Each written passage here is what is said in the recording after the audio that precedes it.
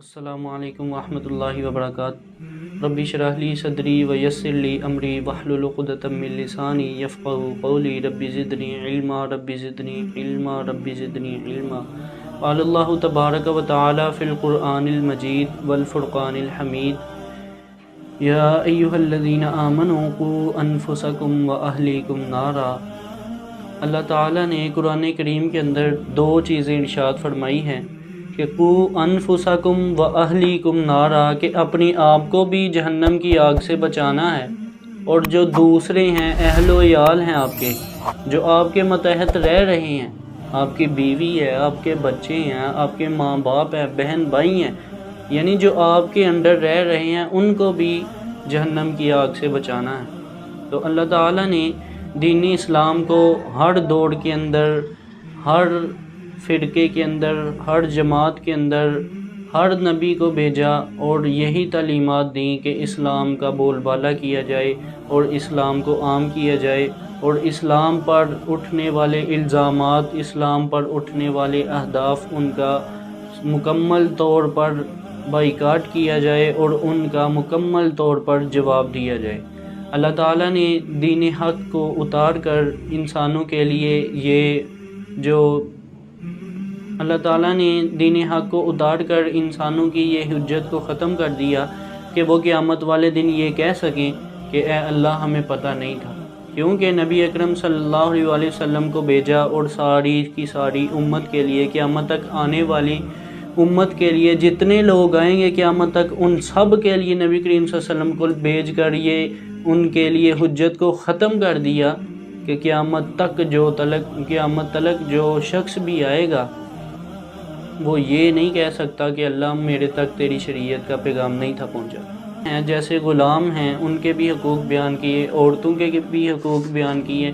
اور اسی طرح مردوں کے بھی حقوق بیان کیے، اور اسی طرح اللہ تعالیٰ نے اسلام کے اندر بچوں کے بھی حقوق بیان کیے ہیں کہ بچوں کو سنبھالنا ہے، بچوں کی تربیت کرنی ہے، بچوں کو احکام شریعہ سے آگاہ کرنا ہے، بچوں کو اس لیول تک لے کے جانا ہے کہ جس لیول تک بندہ پہنچ کر اپنے آپ کو کامیاب سمجھتا ہے، اپنے آپ کو کامران پاتا ہے اور کامرانی کی راہ پر گامزن پاتا ہے۔ تو اللہ تعالیٰ نے بچوں کے بھی کچھ حقوق و فرائض رکھے ہیں جو کہ والدین پر ڈالے ہیں، اور سب سے پہلے اللہ تعالیٰ نے باپ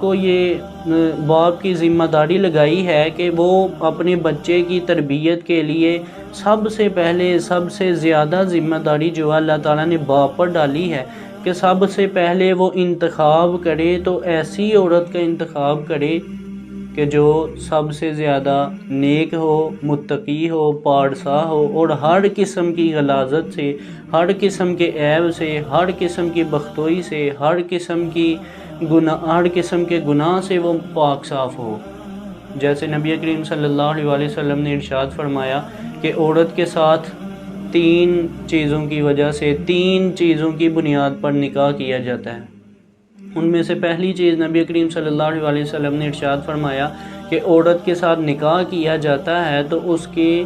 حسب کی وجہ سے، اس کے نسب کی وجہ سے کیا جاتا ہے، اور دوسرا فرمایا کہ عورت کے ساتھ نکاح کیا جاتا ہے اس کے مال کی وجہ سے نکاح کیا جاتا ہے، اور تیسرے نمبر پر نبی کریم صلی اللہ علیہ وسلم نے فرمایا کہ عورت کے ساتھ نکاح کیا جاتا ہے تو اس کے دین کی بنیاد پر نکاح کیا جاتا ہے۔ تو نبی کریم صلی اللہ علیہ وسلم نے ان تینوں کیٹیگریز کی عورتوں میں سے ایک عورت کو سلیکٹ کرتے ہوئے فرمایا فَاظْفَرْ بِذَاتِ الدِّین، تم دین والی کو لازم پکڑو، دین والی کے ساتھ تم نکاح کرو، دین والی کے ساتھ تم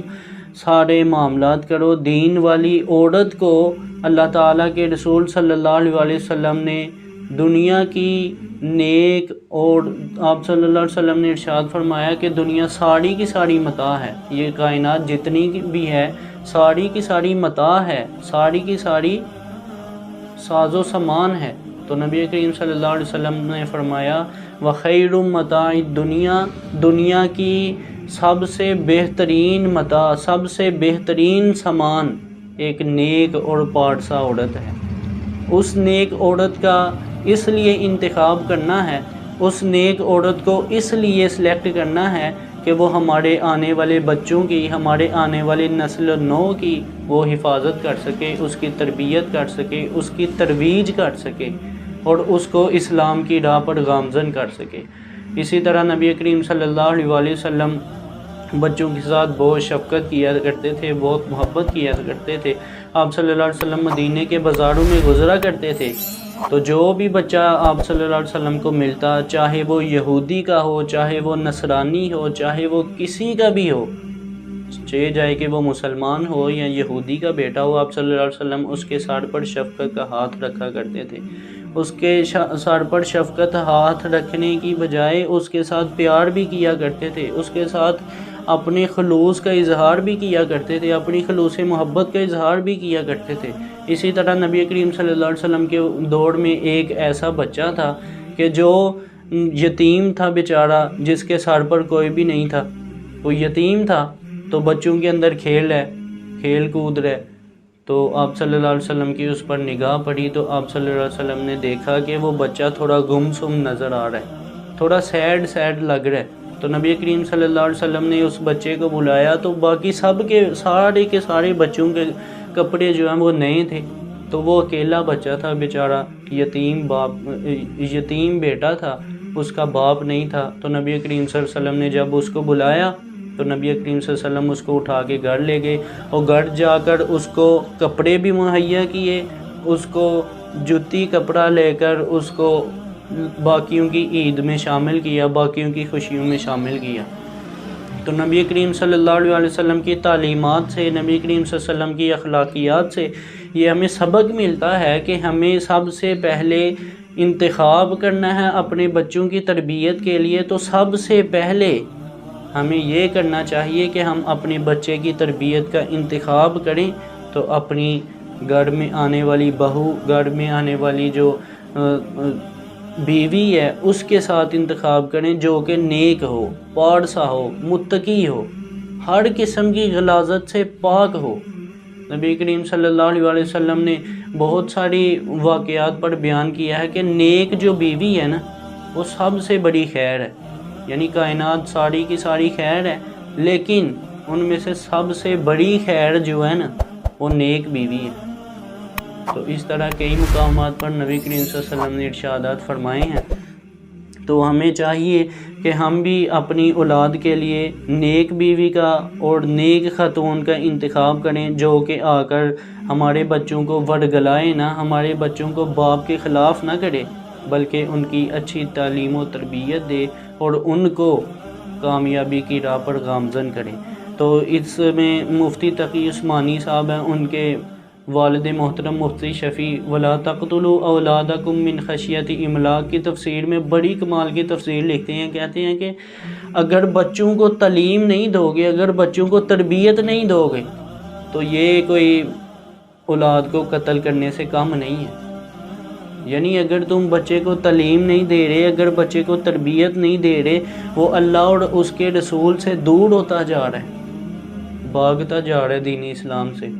تو یہ ان کو قتل کرنے سے کم نہیں ہے۔ اسی طرح مولانا مودودی فرماتے ہیں کہ ایک تم مل کا انتخاب کرتے ہو، جب ایک مل کے اندر کسی بندے کا انتخاب کرتے ہو، انجینئر رکھتے ہو، تو وہ انجینئر ایسا رکھتے ہو، اس کی سارا بایو ڈیٹا چیک کرتے ہیں، اس کے کاغذات کیسی ہیں، اس کی ڈگری کیسی ہے، اے گریڈ ہے کہ بی گریڈ ہے کہ ڈی گریڈ ہے، تو سارا کچھ چیک کیا جاتا ہے۔ لیکن افسوس ان مسلمانوں پر کہ جو اپنی اولاد کے لیے، اپنی نسل نو کے لیے انتخاب کرتے ہیں تو ایسی بیوی کا کرتے ہیں، ایسی بیٹی کا کرتے ہیں، ایسی بہن کا کرتے ہیں جس کی اخلاقیات بھی گری ہوئی ہیں، جس کا توڑ و اطوار بھی گرے ہوئے ہیں، جس کو محلے کے اندر، گھر کے اندر رہن سہن کا نہیں پتہ، ایسی بیوی کا انتخاب کر لیتے ہیں خاموشی سے۔ بس جی پیسہ تو ہے نا، منڈے نو گڈی لبنی ہے، منڈے نو گھر لبنا ہے، منڈے نو بنگلہ لبنا ہے، بس ٹھیک ہے۔ تو نہ بھائی نہ، ایسا کام نہ کیا جائے، بلکہ اولاد کو ظاہری قتل کرنا وہ اس چیز سے بڑا ہے کہ بندہ اس کو باطنی طور پر قتل کرتا جائے، اس کی تعلیم و تربیت کو قتل کرتا جائے، اس کے کردار کو قتل کرتا جائے، بچے کی ترویج و اشاعت کے معاملے میں اس کا قتل کر دے، بچے کی سن ہی نہیں رہے والدین. بچہ فلاں کہتا ہے میری خواہش ہے میں یہ بنوں، میری خواہش ہے میں یہ بنوں، لیکن کیا وجہ ہے کہ ہم بچوں کی تربیت نہیں کر پا رہے. بچے بدتمیز ہوتے جا رہے ہیں، بدماشی میں پڑے ہوئے ہیں، سٹیٹس لگا رہے ہیں، ٹک ٹاک یوز کر رہے ہیں. جب بھی دیکھیں ایسے کھڑا ہے، کوئی ایسے کھڑا ہے، فوٹو اپلوڈ کر رہے ہیں فیس بک پہ. تو یہی وجہ ہے کہ جب ہم اپنے بچوں کی تعلیم و تربیت نہیں دیں گے، اپنے بچوں کی صحیح طرح تربیت نہیں کریں گے، تو پھر یہی معاملات ہوں گے کہ ہمارا بچہ والدین کا بھی نافرمان، اپنے چچے تائے کا بھی نافرمان، اپنے بڑے بھائی کا بھی خوف نہیں رکھتا، بلکہ جنہوں نے اس کو پالا ہے، اس کو پال پوس کے بڑا کیا ہے، ان کا بھی خوف نہیں رکھتا دل میں. باپ بلا رہا ہے لیکن بیٹا آ نہیں رہا. باپ سارا کچھ کر رہا ہے بیٹے کے لیے، حرام و حلال کی تمیز کرنا چھوڑ دیتا ہے بیٹے کے لیے، لیکن بیٹا جب پاؤں پہ کھڑا کیا ہو گیا، باپ کو بھول ہی گیا. لمحہ فکریہ ہے کہ ہم اپنے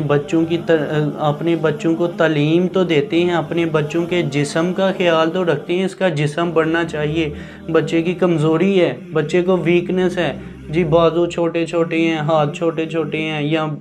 ظاہری جو آثار نظر آ رہے ہیں، بچہ موٹا تازہ نہیں ہے،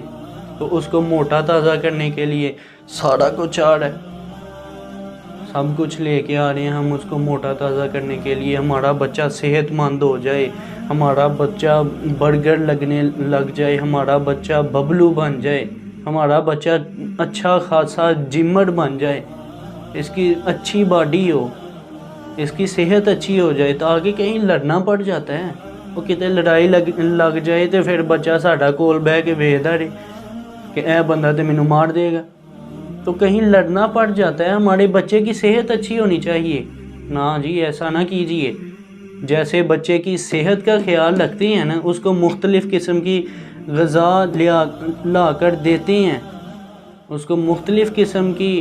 آپ ہر قسم کی اس کو ادویات فراہم کرتے ہیں، ہر قسم کی غذا فراہم کرتے ہیں کہ بچے کے جسم کی نشوونما بڑھے، بچے کا قد بڑھے، بچے کا یہ ہو جائے، جسم بڑھ جائے، باڈی بڑھ جائے. تو اسی طرح ہمیں یہ بھی خیال کرنا چاہیے کہ بچے کی تربیت کیسی ہے، بچے کی تعلیم کیسی ہے. ہم بچوں کے جسم تو بڑھا رہے ہیں لیکن تعلیم و تربیت کو بالکل ختم کرتے جا رہے ہیں. تعلیم و تربیت کو، تربیت کو، ترویج و ارشاد کو، دین اسلام کو بچوں کی خصلت سے ہی نکال دیا. یہی وجہ ہے کہ بچے استاد کا کہنا نہیں مانتے، بچے بڑوں کا کہنا نہیں مانتے. بڑا کوئی بات کر دے تو اس کے آگے سے اس کی زبان ٹین ٹین چل رہی ہوتی ہے. یہی وجہ ہے کہ بچوں کی تربیت نہیں ہوئی.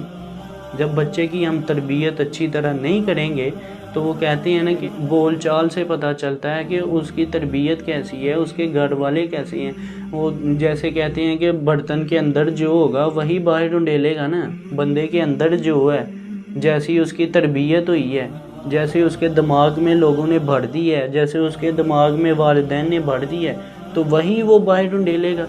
یہی وجہ سب سے زیادہ بچے بدتمیز ہوتے جا رہے ہیں. سب سے زیادہ بچے جو ہیں وہ والدین کے نافرمان ہوتے جا رہے ہیں. آج کل ایوریج دیکھ لیں، سب سے زیادہ بچے جو ہیں وہ موبائل پہ لگے ہوئے ہیں، موبائل چلا رہے ہیں. والد سامنے بات کر رہا ہے، بیٹا ایسے کیوں کیا، تو وہ اس کو کوئی پتہ ہی نہیں، وہ موبائل یوز کرتا جا رہا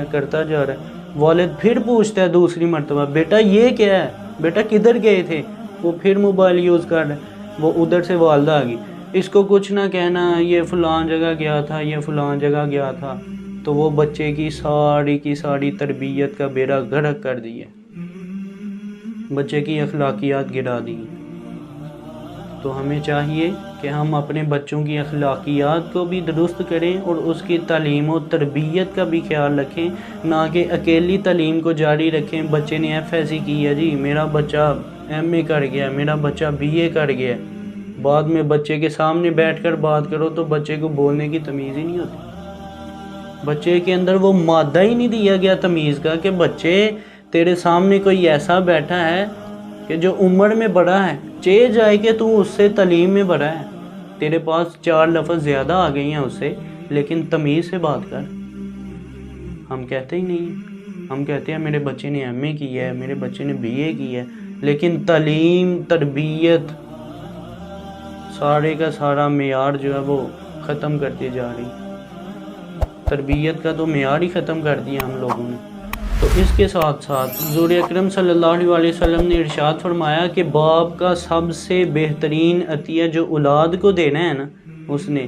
ہمارے یہاں کیا ہوتا ہے جی, میرے باپ نے مجھے موبائل لے دیا, میرے باپ نے مجھے سائیکل لے دی, میرے باپ نے مجھے گاڑی لے دی, میرے باپ نے مجھے فلاں چیز لے کے دی, فلاں چیز لے کے دی. ہمارے یہاں تو یہ تصور کیا جاتا ہے میرا باپ بہت اچھا ہے. تو نبی کریم صلی اللہ علیہ وسلم نے اپنی نظر میں, نبی کریم صلی اللہ علیہ وسلم نے شریعت میں کیا بتایا کہ سب سے بہترین باپ کا عطیہ یہ ہے کہ وہ اپنی اولاد کو بہترین تعلیم و تربیت دے, بہترین تربیت سکھائے, اس کی اخلاقیات ٹھیک کرے, اس کے ہر قسم کے لوازمات بھی پورے کرے, اور ساتھ ساتھ اس کی اخلاقیات پر بھی نظر رکھے, اس کی تربیت بھی کرے. اسی وجہ سے نبی کریم صلی اللہ علیہ وسلم نے ارشاد فرمایا کہ جو شخص اپنی 2 بیٹیوں کی تعلیم و تربیت ان کا معیار ایسا بناتا ہے, ان کی تربیت ایسی کرتا ہے, قیامت والے دن وہ میرے ساتھ ایسے ہوگا جیسے یہ 2 انگلیاں. یعنی 2 بیٹیوں کی کفالت کی وجہ سے, 2 بیٹیوں کی تعلیم ان کو دی, اور ان کو ادب صحیح سکھایا, ان کی تربیت صحیح کی, تو وہ میرے ساتھ قیامت والے دن ایسے ہوگا جس طرح یہ 2 انگلیاں. تو تربیت کے ساتھ, تعلیم کے ساتھ ساتھ تربیت بھی چاہیے. اور تربیت کے لیے سب سے آخری بات میں یہ کروں گا کہ ہمیں اولاد کی ترقی کو دیکھنے کے لیے ان کے لیے دعا بھی کریں. صرف تعلیم اور تربیت کافی نہیں ہے. جیسے نبی کریم صلی اللہ علیہ وسلم نے ارشاد فرمایا کہ جو والد اپنی اولاد کے حق میں دعا کرتا ہے, والد جب ہاتھ اٹھاتا ہے اپنی اولاد کے حق میں, تو اللہ تعالیٰ والد کی دعا کو کبھی رد نہیں کرتے. اور دوسری روایت, نبی کریم صلی اللہ علیہ وسلم نے ارشاد فرمایا کہ والد کی رضا میں اللہ تعالیٰ کی رضا ہے, اور والد کی ناراضگی میں اللہ تعالیٰ کی ناراضگی ہے.